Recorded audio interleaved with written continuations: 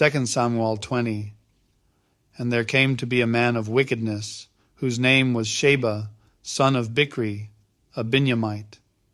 And he blew a ram's horn and said, We have no part in Daud, nor do we have inheritance in the son of Yishai.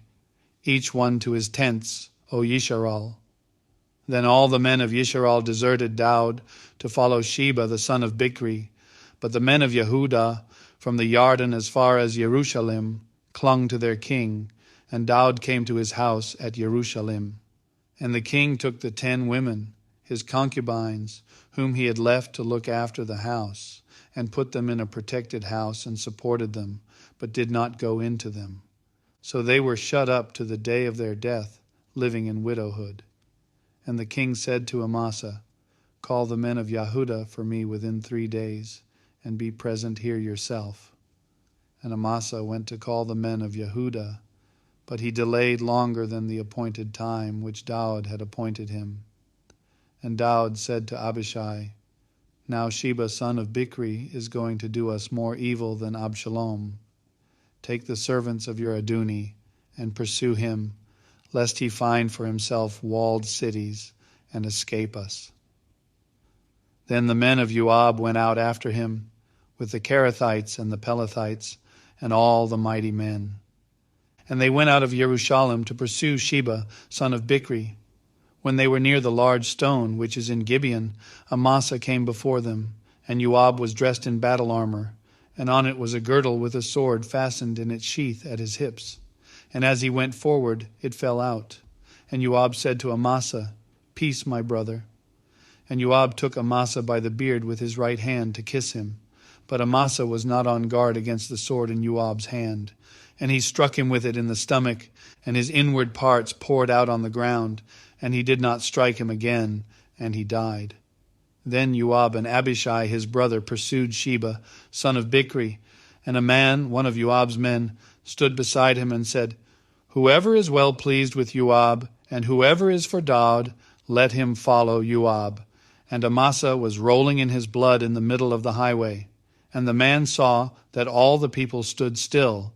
So he moved Amasa from the highway to the field and threw a garment over him, when he saw that everyone who came upon him halted.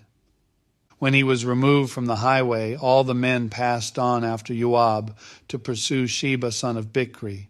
And he passed over through all the tribes of Yisharal to Abel, and to Beit Maachah, and to all the Berites. And they were assembled and went after him too. And they went and besieged him in Abel of Beit Maachah, and they cast up a siege mound against the city. And it stood in a rampart, and all the people who were with Joab battered the wall to throw it down.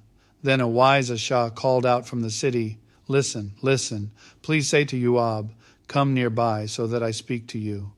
And he came near to her, and the Asha said, Are you Joab? And he answered, I am. Then she said to him, Listen to the words of your female servant.